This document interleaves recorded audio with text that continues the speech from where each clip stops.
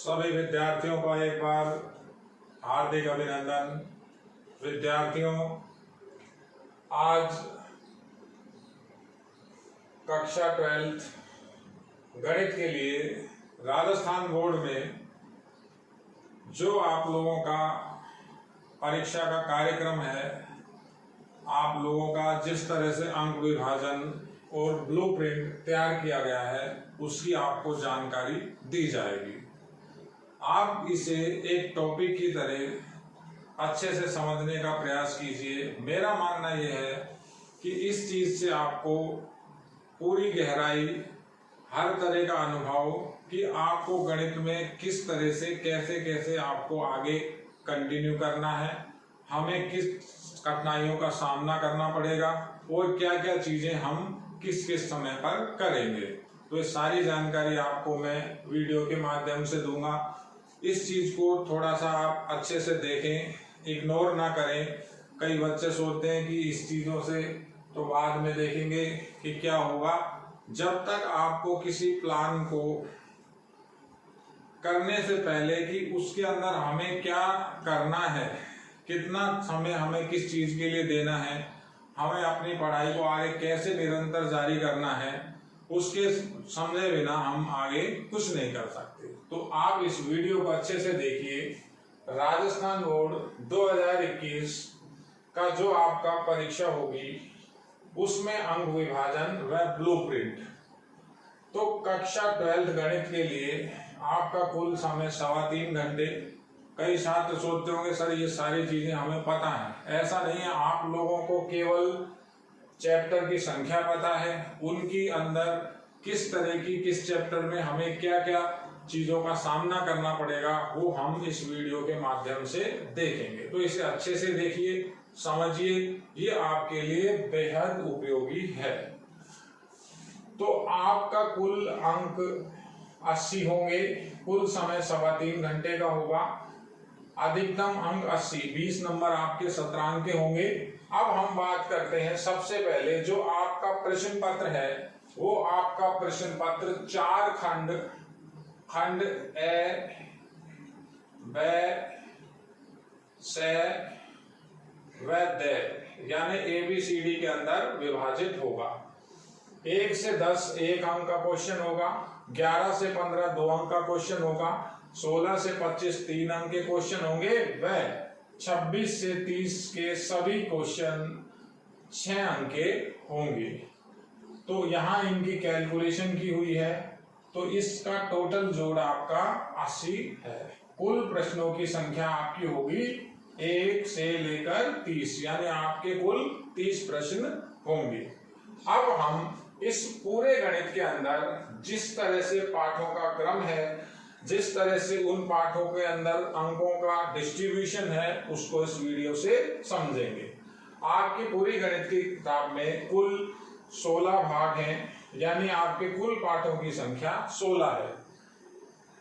अब बात करें तो आपको किस सीक्वेंस में क्या क्या चीजें दी गई हैं। पहला पाठ संयुक्त फलन के नाम से है, इसका अंक भार 3 है। यहाँ एक क्वेश्चन 1 अंक का व एक क्वेश्चन 2 अंक का होगा। मैंने जितने भी ये वर्ग बनाए हुए हैं, हर वर्ग में मैंने उस पाठ के अंकों को लिखा है टुकड़ों के अंदर कि किस पाठ में से कितने कितने अंक के कितने क्वेश्चन आएंगे। तो पहले पाठ की बात करें, संयुक्त फलन 3 अंक का चैप्टर, एक प्रश्न 1 अंक का व एक प्रश्न 2 अंक का।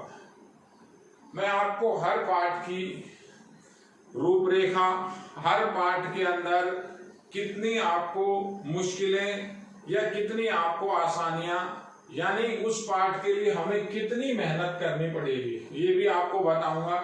मेरा ऐसा मानना है किसी भी पाठ का महत्व उसके अंक भार से नहीं होता। जैसे पहले पाठ की बात करें, ये पाठ केवल 3 अंक का है, लेकिन अच्छे छात्र या वे छात्र जिनकी, सभी को ऐसा लगता है, सभी ये चाहते हैं कि हमारे पूरे के पूरे ये 80 नंबर हमें बोर्ड से मिले, लेकिन जहां दिक्कत होती है मेरा कहना किसी को डिमोरलाइज करना नहीं है। जो दिक्कत होगी तो मैं आपको वो भी बताऊंगा कि यहाँ अपन को मेहनत ज्यादा करनी है, मेहनत बढ़ानी है। तो ये जो पहला पार्ट है संयुक्त फलन, ये काफी रोचक और काफी महत्वपूर्ण पार्ट है। इसमें आपको काफी समय लगेगा, समय मैं दूंगा आपको, आपको मेहनत मेरे साथ करनी होगी। तो ये पहला पार्ट क्लास 11वीं से ही रिलेटेड है। 11वीं के अंदर एक चैप्टर है आपका, चैप्टर का नाम है संबंध व फलन, वहां भी वो पहला चैप्टर है।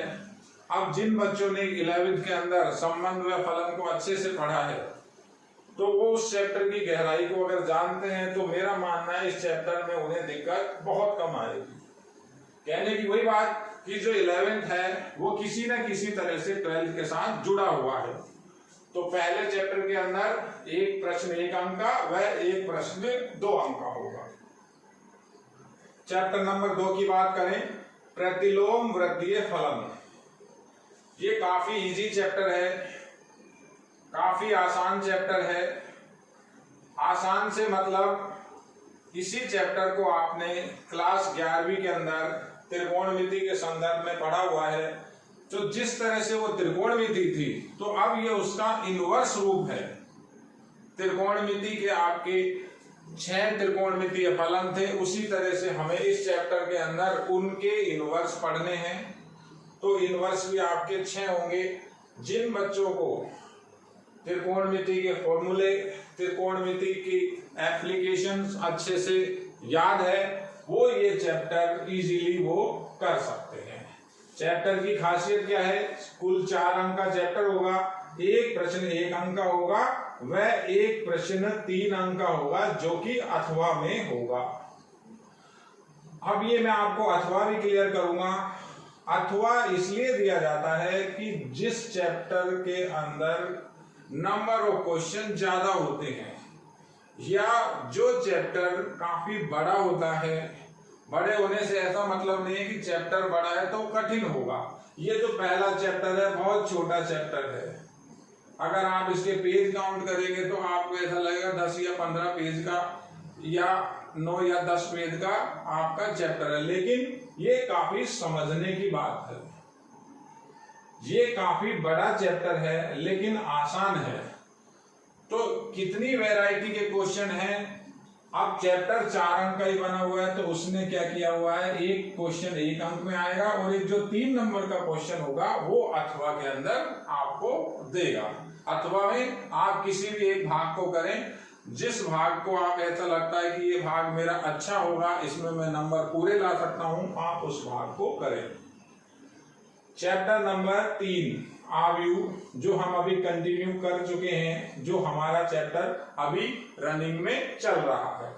3 नंबर का चैप्टर है, एक क्वेश्चन 1 नंबर का होगा व एक क्वेश्चन 2 नंबर का होगा। इसी से रिलेटेड अगला चैप्टर सारणिक डिटर्मिनेंट 3 नंबर का होगा, एक ही क्वेश्चन आएगा 3 नंबर का। मैं आपको साथ साथ कई चीजें भी बताऊंगा, आप इस लेक्चर को सुनिए, थोड़ा समझिए, ये काफी हेल्पफुल चीज है। आपको सारे आइडिया मालूम होंगे हमें किस तरह से पढ़ना है, हमें किन बातों को ध्यान रखना है या हमें किन गलतियों को दोहराना नहीं है। तो ये जो चैप्टर नंबर 4 है सारणी, इसमें एक ही क्वेश्चन होगा 3 नंबर का। हम मेरे से कई बार छात्र प्रश्न करते हैं कि सर इसमें एक ही क्वेश्चन जब 3 नंबर का आता है तो जो छोटे छोटे क्वेश्चन दिए होते हैं 1-1 नंबर के, हम इन्हें रिवाइज क्यों करें या हम उनको इतना क्यों देखें। तो मैं उन छात्रों को ये कहना चाहता हूं कि जब तक आप किसी चैप्टर को कंप्लीटली वर्कआउट नहीं करोगे, उसके एक एक सवाल नहीं निकालोगे, तो आपसे वो 3 नंबर का क्वेश्चन भी अटेम्प्ट वहां नहीं होगा। यानी आपको हर क्वेश्चन को देखना है, माइंड में ये बात नहीं रखनी है कि इस चैप्टर में 6 नंबर का क्वेश्चन है, हम छोटा क्वेश्चन क्यों करें। जब तक आप वो छोटे क्वेश्चन नहीं करोगे तो आप बड़ा क्वेश्चन एकदम से नहीं कर पाएंगे। तो पढ़ना हमें सब कुछ है, ये ब्लूप्रिंट केवल इसलिए कि कहाँ हमें बहुत ज्यादा जोर देना है, हमारा पेपर का पैटर्न कैसा होगा, किस चैप्टर के अंदर हमें कितना रुझान रखना है, उसके लिए आपको ये ब्लूप्रिंट समझाया जा रहा है। तो चौथा चैप्टर सारणिक 3 नंबर का एक ही क्वेश्चन होगा।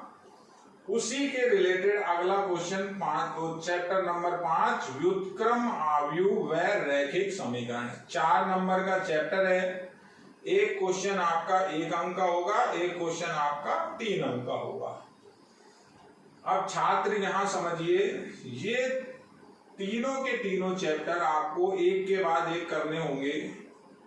कारण क्या है, जब तक आप तीसरा नहीं करोगे चौथा नहीं कर सकते, चौथा नहीं करोगे तो पांचवा नहीं कर सकते। यानी किसी में भी हम जंप नहीं लगा सकते।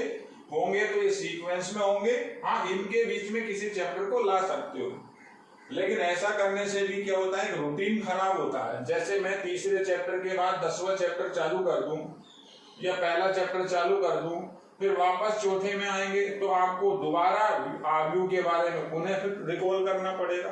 तो ये एक ही फैमिली के चैप्टर हैं, एक ही संबंध के चैप्टर हैं, एक ही तरह के चैप्टर हैं। तो ये चैप्टर कहीं भी आप अगर देखें, अमूमन ये चैप्टर सब एक ही सीक्वेंस में किए जाएंगे। तो एक इनकी फैमिली हुई। ये टोटल है आपका 10 अंक। ये पार्ट काफी इजी है। उसके बाद 5वें चैप्टर के अंदर 4 अंक, 1 अंक का एक क्वेश्चन, 3 अंक का एक क्वेश्चन। अब चैप्टर नंबर 6 से हमारा अवकलन स्टार्ट होता है। अवकलन जैसा थोड़ा सा आपने 11th में भी देखा है, तो अब आपको 12th के अवकलन के अंदर अवकलन की पूरी जानकारी होनी चाहिए। उसकी हर छोटी छोटी बात, हर तरह का उसका पैटर्न, हर तरह के क्वेश्चन आपको यहाँ करने हैं। अवकलन की पहले 6ठे चैप्टर के अंदर भूमिका ही दी हुई है। भूमिका का अर्थ कि कंटिन्यूटी यानी संततता और अवकलनीयता से इस अवकलन का क्या संबंध है। तो एक 6ठे चैप्टर के अंदर हमारे पास 2 टॉपिक हैं, संततता व अवकलनीयता। तो इन 2 टॉपिक में से एक ही क्वेश्चन 2 नंबर का आएगा। या तो ये 2 नंबर का क्वेश्चन संततता का होगा या ये 2 नंबर का क्वेश्चन अवकलनीयता का होगा। यहाँ अथवा का भी कोई प्रोसीजर नहीं है, आपको दोनों को ही अच्छे से समझना है। दोनों अलग अलग चीजें, आपका एक 2 नंबर का क्वेश्चन तभी हो पाएगा। इसी के अगले भाग में हमारा चैप्टर नंबर 7 है, मेन चैप्टर है अवकलन का। यहाँ एक ही प्रश्न होगा 6 अंक का, और यहाँ कोई अथवा का प्रोसीजर, कोई प्रावधान अथवा में नहीं दिया गया, क्योंकि बोर्ड या पेपर बनाने वाला भी ये चाहता है कि जब बच्चा अवकलन की इतनी गहराई पकड़ सकता है तो मैं उसको किसी भी लेवल का एक ही क्वेश्चन दूंगा, उसको सही करना होगा। अथवा का यहाँ कोई सिस्टम नहीं है, किसी तरह के बच्चे के पास कोई ऑप्शन नहीं है। कई बार ये जो क्वेश्चन होता है ये आउट ऑफ बुक भी होता है, लेकिन जिन बच्चों का अवकलन स्ट्रॉन्ग होगा वो इस क्वेश्चन को इजीली कर लेंगे। अवकलन से रिलेटेड 8वां चैप्टर, इस अवकलन के अनुप्रयोग यानी जो डेरिवेटिव होता है, जो अवकलज होता है, उसके अनुप्रयोग यानी उसको अपन दैनिक जीवन में किस तरह से काम में लेते हैं। तो इस 8वें चैप्टर के अंदर अलग अलग एक्सरसाइज है, पहली, दूसरी, तीसरी 7 एक्सरसाइज है अलग अलग। 7 एक्सरसाइज का, हर किसी एक्सरसाइज का अलग अलग कॉन्सेप्ट है। तो उन एक्सरसाइज में से आपके 2 क्वेश्चन 3-3 नंबर के होंगे। ये पार्ट 6 नंबर का हुआ, कुल अंक भार इसका 6 अंक, और 1 नंबर एक क्वेश्चन 3 अंक का, अगला क्वेश्चन भी 3 अंक का होगा बिना किसी अथवा के। ये काफी रोचक और काफी अच्छा चैप्टर है। इसमें बच्चे को थोड़ा सा लॉजिक पावर को भी काम में लेना होगा, यानी उसको क्लास 8 से 8th class, 9th class, 10th class से कोई भी फॉर्मूला, कोई भी कॉन्सेप्ट यहाँ हम 8वें चैप्टर में काम में ले सकते हैं। तो 6, 7 और 8 ये 3 चैप्टर अवकलन से रिलेटेड हैं। आपको हर तरह का अवकलन करना है, हर तरह का अवकलन समझना है। उसके बाद चैप्टर नंबर 9 के अंदर हम स्टार्ट करेंगे समाकलन। तो चैप्टर नंबर 9 आप डायरेक्ट नहीं कर सकते। कई छात्र कहते हैं कि सर अवकलन तो आप बाद में करा देना, हमें समाकलन स्टार्ट कर दो। तो समाकलन तभी होगा जब आपको अवकलन आता है। आने से ये मतलब नहीं है कि आपको छोटा मोटा अवकलन आता है, आपको ये पूरे चैप्टर 6, 7, 8 अच्छे से आने चाहिए, तो ही आप ये नवे चैप्टर में एंटर कर सकते हो, आप समाकलन कर सकते हो। समाकलन का जो ये नवा चैप्टर है काफी इंपॉर्टेंट है, काफी अच्छा है। और ये समाकलन का मतलब अनिश्चित समाकलन है। 6 अंक का चैप्टर है। यहाँ एक क्वेश्चन 1 अंक का, एक क्वेश्चन 2 अंक का व एक क्वेश्चन 3 अंक का होगा। 3 अंक का जो क्वेश्चन है वो अथवा में होगा। कारण क्या है, बुक के अंदर 3 अंक के क्वेश्चन की भरमार है। भरमार है, इतने क्वेश्चन है बच्चा काउंट भी नहीं कर सकता। काउंट कर लेगा लेकिन हर तरह के क्वेश्चन यहाँ 3 नंबर में दिए गए हैं। किताब से बाहर भी क्वेश्चन आ जाता है, तो किसी भी तरह से आपको घबराने की कोई बात नहीं है। हम इतने क्वेश्चन करेंगे, बार बार प्रैक्टिस करेंगे, आपके ये टोटल 6 अंक का चैप्टर होगा। इसमें अभी आपको किसी तरह की कोई दिक्कत हम लोग नहीं आने देंगे। समाकलन से ही अगला रिलेटेड चैप्टर नंबर 10 निश्चित समाकलन। निश्चित समाकलन यानी समाकलन के ऊपर जब हम लिमिट लगा देते हैं, लिमिट a से b, यानी उसको फिक्स कर देते हैं, उसका एरिया सीमित कर देते हैं, उसे हम निश्चित समाकलन कहते हैं। निश्चित समाकलन का एक ही क्वेश्चन होगा, बड़ा क्वेश्चन होगा जो 6 नंबर में होगा बिना अथवा के। जैसे 7वें का एक क्वेश्चन 6 नंबर का बिना अथवा के, 10वें चैप्टर में एक क्वेश्चन 6 नंबर का बिना अथवा के। यानी टीचर ये चाहता है कि बच्चे की जो डेप्थ हो, बच्चे की जो जानकारी हो, बच्चे की जो नॉलेज हो बहुत स्ट्रांग होनी चाहिए कि वो अथवा इसलिए नहीं रख रहा, कैसी भी तरह का क्वेश्चन दिया जाए, कैसा भी क्वेश्चन दिया जाए बच्चा उसे कर ले। तो ये दोनों चैप्टर काफी महत्वपूर्ण। उसके बाद समाकलन से ही रिलेटेड अगला चैप्टर है क्षेत्रकलन, समाकलन के अनुप्रयोग। क्षेत्रकलन का अर्थ होता है किसी भी एरिया का हम मेजरमेंट करें। जैसे अब तक आप जो एरिया देखते हैं, आपके एरिया रेगुलर होते हैं। रेगुलर का मतलब आयत हो गया, वर्ग हो गया, वृत्त हो गया। तो इनके जो एरिया होते हैं वो आपके बेसिक फॉर्मूला से निकल जाते हैं। अब जो इर्रेगुलर एरिया आया, इर्रेगुलर एरिया का मतलब आया आपके पास एक इस तरह का एरिया है, तो उस एरिया में कोई फॉर्मूला नहीं लगेगा। और यूज भी किसका करना है, समाकलन को यूज करते हुए आपको एरिया निकालना है। तो वो एरिया जो निकलेंगे, ये दोनों क्वेश्चन 3-3 नंबर के, 11वें चैप्टर के अंदर 2 क्वेश्चन होंगे 3-3 नंबर के, टोटल 6 नंबर का चैप्टर है। दोनों क्वेश्चन करने के लिए आपको डायग्राम बनाना पड़ेगा। दोनों क्वेश्चन आपके तभी होंगे जब आपका डायग्राम सही है। कई बार बच्चे कहते हैं कि सर वो डायग्राम मैंने रफ में बना दिया था, तो उसको काट देगा। जब डायग्राम बनेगा तो डायग्राम के ही कॉन्सेप्ट से आप थ्योरी लिखोगे, डायग्राम के कॉन्सेप्ट से ही आपका वो क्वेश्चन आगे चलेगा। तो क्षेत्रकलन का ये चैप्टर हुआ। चैप्टर नंबर 9 से 11 आपका समाकलन का पार्ट है। चैप्टर नंबर 6 से लेकर 8 आपके अवकलन का पार्ट है। सभी के अंक विभाजन आपके सामने दिखाए गए हैं।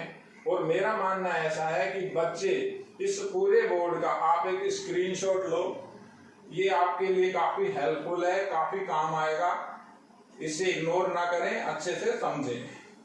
तो 11 के बाद जो चैप्टर नंबर 12 है अवकल समीकरण, ये अवकल समीकरण चैप्टर नंबर 6 से लेकर चैप्टर नंबर 11 इन सब का सार है। यानी इस 12वें चैप्टर के अंदर आपको अवकलन और समाकलन दोनों को काम में लेना है।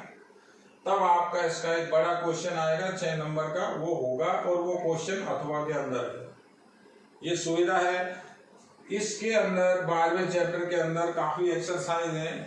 5 या 6 एक्सरसाइज हैं, तो किसी भी एक्सरसाइज में से अगर एक क्वेश्चन देता है तो बाकी की 4 एक्सरसाइज छूट जाती हैं। तो उसने क्या किया हुआ है, इसके अंदर 2 क्वेश्चन देगा अथवा में आप किसी भी एक क्वेश्चन को कीजिए। आगे देखें तो हमारा जो अगला 13वां चैप्टर है वो आपका सदिश का चैप्टर है, वेक्टर का चैप्टर है। सदिश आपकी जो सदिश आप फिजिक्स में काम में ले रहे हैं 11th के अंदर, वहां से आगे वही की वही जो आपने 11th की फिजिक्स में सदिश पढ़ी है या जितना भी आपने उसका बेसिक कॉन्सेप्ट पढ़ा है, वहां से आगे आपको 12th में पढ़ना है। वेक्टर का चैप्टर है, 7 नंबर का चैप्टर है, 4 क्वेश्चन होंगे, एक 1 नंबर का, दूसरा भी 1 नंबर का, तीसरा 2 नंबर का और चौथा 3 नंबर का। 3 नंबर का जो क्वेश्चन है वो भी अथवा में है। तो एक काफी इंपॉर्टेंट चैप्टर है, क्योंकि ये जो टॉपिक है ये फिजिक्स से भी रिलेटेड है। तो ये यहाँ गणित के अंदर काफी हाई लेवल पे दिया हुआ है। बच्चों को ये जो 13वें चैप्टर है इसमें काफी समय लगेगा। समय की हमारे पास ऐसी कोई प्रॉब्लम नहीं आएगी। आप लोग मन लगा के इस चैप्टर में जब अपन एंटर करेंगे, देखिए नेक्स्ट 14वां चैप्टर, इस सदिश का ही जो हम 3D फॉर्म पढ़ेंगे। 3D का मतलब जो हम त्रिविम में पढ़ेंगे। त्रिविम का मतलब जैसे अपन किसी भी समतल को देखते हैं तो समतल के अंदर केवल 2 ही अक्ष हुई, 2 ही विमा हुई, लंबाई चौड़ाई। 3D का अंदर जब अपन वॉल्यूम भी आ जाता है, यानी जो डेप्थ भी आ जाती है, जैसे मैं अभी खड़ा हूं तो मैं 3D के अंदर खड़ा हूं, तो 3D का एक पूरा कॉन्सेप्ट है। 3D का जो इंट्रोडक्शन था वो आपने 11वीं में पढ़ा था। तो 11वीं में कितनी सी बात पढ़ी थी कि जो 3D के अंदर एक्स अक्ष, वाई अक्ष और जेड अक्ष की दूरी, किसी बिंदु से दूरी का सूत्र और विभाजन बिंदु का सूत्र। लेकिन यहां जो आपको ये 3D पढ़ना है ये वेक्टर से रिलेटेड होगा। इसके अंदर एक क्वेश्चन 1 अंक का होगा और एक क्वेश्चन बड़ा क्वेश्चन 6 अंक का होगा। ये दोनों के दोनों चैप्टर एक फैमिली के अंदर चलेंगे। फैमिली का मतलब इन चैप्टर को अपन कभी भी कर सकते हैं। इन 2 चैप्टर का किसी और चैप्टर से कोई रिलेशन नहीं है। मैं फैमिली की बात कर रहा हूं, जैसे 3 से 5 एक फैमिली है, 6 से लेकर ये पूरा का पूरा जो वर्कआउट है 12 तक, 6 से लेकर आप यहां रुक सकते हो 8 पे, फिर ये 12 तक एक वर्कआउट है, ये एक फैमिली हुई। ये 13वां और 14वां जो चैप्टर है ये एक फैमिली है। 7 और 7 अंक के 2 चैप्टर हैं। अगले चैप्टर 15वें की बात करें, रैखिक प्रोग्रामन समस्या, इसका पूरा नाम है LPP। ये किसी समय जो फर्स्ट ईयर होती है, यानी जो आपकी 12th के बाद जब आप फर्स्ट ईयर के अंदर किसी भी सेमेस्टर में, इस चैप्टर की एक पूरी बुक थी न्यूमेरिकल एनालिसिस के नाम से, तो वहां से एक टॉपिक रैखिक प्रोग्रामन समस्या को यहाँ रखा गया है। और ये काफी इजी है, बेहद आसान है, हर तरह का बच्चा इसे आसानी से डाइजेस्ट कर लेता है, इसमें कोई प्रॉब्लम नहीं है। एक क्वेश्चन 1 नंबर का होगा और एक क्वेश्चन इसमें आपका 3 अंक का होगा। 3 अंक का जो क्वेश्चन होगा उसमें आपको एक ग्राफ बनाना है। ग्राफ को आप जो इसका आरेख बनाएंगे वो आप ग्राफ पेपर पे बनाएंगे। उस ग्राफ पेपर की कैलकुलेशन से आपको इसके अंदर मैक्सिमा और मिनिमा की वैल्यू निकालनी है, न्यूनतम और उच्चतम निकालना होगा। 15वें के बाद लास्ट जो चैप्टर है आपका सबसे इंपॉर्टेंट, सबसे शानदार चैप्टर है प्रायिकता एवं प्रायिकता बंटन। प्रायिकता से आप परिचित हैं। जो प्रायिकता आप पिछली 4 क्लासेस में पढ़ते आ रहे हैं, मेरे हिसाब से आपने शायद 8, 9, 10, 8 का मुझे नहीं पता, शायद 9, 10, 11 तक तो ये आपने प्रायिकता पढ़ी है। अब इसकी फुल फॉर्म आपको, यानी जो इसका पूरा मेन वर्जन है वो आपको यहां देखना है। प्रायिकता एवं प्रायिकता बंटन 7 नंबर का चैप्टर है। एक क्वेश्चन 1 नंबर का होगा और एक 6 नंबर का बड़ा क्वेश्चन आपका अथवा में आएगा। काफी बड़ा पार्ट है, इसलिए अथवा के अंदर भी एक क्वेश्चन है। तो जो 6 नंबर के क्वेश्चन के अंदर आपके पास ऑप्शन होगा, आप किसी भी एक को कर सकते हैं। ये आपके 16 पार्ट का एक रूपरेखा दी है। आप लोग किताब भी अगर कहीं अवेलेबल हो जाती है तो आप एक बार किताब केवल देखिए, उनके आगे अंक भार लिखिए। जो भी बच्चा नोट्स बना रहा है, जैसे अभी आप तीसरे चैप्टर से चालू कर रहे हैं, तो चैप्टर का नाम लिखिए, अंकों का विभाजन लिखिए और हर तरह के क्वेश्चन उसके अंदर मेंटेन कीजिए। विद्यार्थियों, ज्योति परिवार आप लोगों के साथ है। हमें ऑनलाइन पढ़ाने का जो एक मौका मिला है, या तो इसे आप मौका कहिए या इसे अपन ये कहें कि आप लोगों के लिए, आप लोगों का समय बचाने के लिए हम ऑनलाइन माध्यम से आपको शिक्षित कर रहे हैं। ये भी आप पूरी लर्निंग आसानी से कर सकते हैं, किसी तरह की कोई आपको प्रॉब्लम हम आने नहीं देंगे।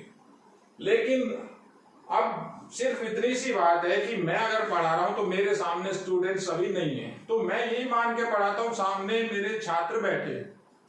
तो जब आप भी जब पढ़ रहे हैं तो आप ये कोशिश कीजिए कि आप किसी टीचर के थ्रू पढ़ रहे हैं, आपको टीचर पढ़ा रहा है, किसी भी वीडियो लेक्चर को आप कितनी बार रिपीट करें। एक फायदा ये भी है कि आप बार बार देखेंगे। अब क्लास में तो क्या हुआ, एक बार टीचर आएगा, वो अगर आप उसको कहोगे कि सर रिपीट कर दो तो रिपीट भी कर देगा, लेकिन अमूमन ऐसा होता नहीं, क्योंकि दूसरे दिन दूसरा टॉपिक, तीसरे दिन तीसरा टॉपिक, आप यहाँ किसी भी लेक्चर को कितनी बार भी रिपीट करके देख सकते हो। ऑनलाइन के फायदे भी हैं, किसी भी समय आप वीडियो लेक्चर देख सकते हो। ऐसा नहीं है कि क्लास लगेगी सर 9:15 बजे से 10 बजे तक फला टीचर की क्लास है, तो यहां आप फ्री हो, आप कभी भी किसी भी वीडियो लेक्चर को देखें। केवल मोबाइल जो आपके पेरेंट्स ने आपको दिया है या आपका जो मोबाइल है, मेरा मानना है अभी आपकी उपयोगिता केवल और केवल इन वीडियो लेक्चर को देखने और समझने की हो। अच्छे से आप पढ़ें, नोट्सों को मेंटेन करें। जब तक ये लॉकडाउन का पीरियड है, हमारी कोशिश रहेगी आपको इसी तरह से पढ़ाते रहें, ताकि हम लोगों का 20% या 25% कोर्स ऑनलाइन माध्यम से भी जारी या चालू हो जाए। क्योंकि जो बोर्ड की क्लासेस हैं, बाद में हमें समय कम मिलेगा, तो समय की बचत हो और आप लोगों का एक रूटीन बना रहे। बस कहना यही कि आप निरंतर पढ़ें, और किसी भी बच्चे की, किसी भी छात्र या छात्रा की कोई भी प्रॉब्लम है, किसी भी टॉपिक में प्रॉब्लम है, आप स्कूल के नंबर पे कॉल कर सकते हैं, आप उन्हें सूचित कर सकते हैं। और किसी का कोई भी सुझाव है तो आप वो अपना सुझाव दे सकते हैं। केवल आज आपको ये राजस्थान बोर्ड का एक ब्लूप्रिंट अंक विभाजन समझाया है, आप इसका स्क्रीनशॉट लीजिए, इसे समझने की कोशिश कीजिए। हर चैप्टर का अपना अपना महत्व है, आपको किसी भी चैप्टर में हमारी तरफ से कोई दिक्कत नहीं आने दी जाएगी। सभी छात्रों से, सभी छात्र छात्राओं से ये अनुरोध है, ये जो 80 अंक हैं, आपको ये 80 अंक पे टारगेट करना है, इस पे फोकस करना है। 80 + 20 यानी आपको जो ये 100 अंक का टारगेट है वो अचीव करना है। किसी भी छात्र के माइंड में ये नहीं आए कि सर इस साल तो पढ़ाई स्कूल में किस तरह से होगी, बाद में होगी। बेटा जैसा भी होगी, आप लोगों को ऑनलाइन पढ़ाए चाहे कैसे ही पढ़ाए, ये हमारे साथ नहीं, हर किसी के साथ ये प्रॉब्लम है। ऐसा नहीं है कि केवल ज्योति स्कूल में ही ऑनलाइन पढ़ाई हो रही, हर जगह बेटा यही चल रहा है। तो आप केवल और केवल अपना ध्यान अपने पढ़ाई पे दीजिए, अपने टारगेट को फोकस कीजिए। ये आपका टारगेट है, वही आपको पढ़ाने वाले हैं सारे। तो इस चीज को आप समझिए, इस बोर्ड पैटर्न को आप देखिए। 2021 का आपका बोर्ड पैटर्न है, चैप्टर नंबर 3 हमारा चल रहा है। धीरे धीरे हम इसी सीक्वेंस में आगे बढ़ेंगे। आप लोगों के लिए पूरा ज्योति परिवार हमेशा तैयार है। आपकी एक आवाज पर हम सभी इकट्ठा होने के लिए तैयार हैं। धन्यवाद।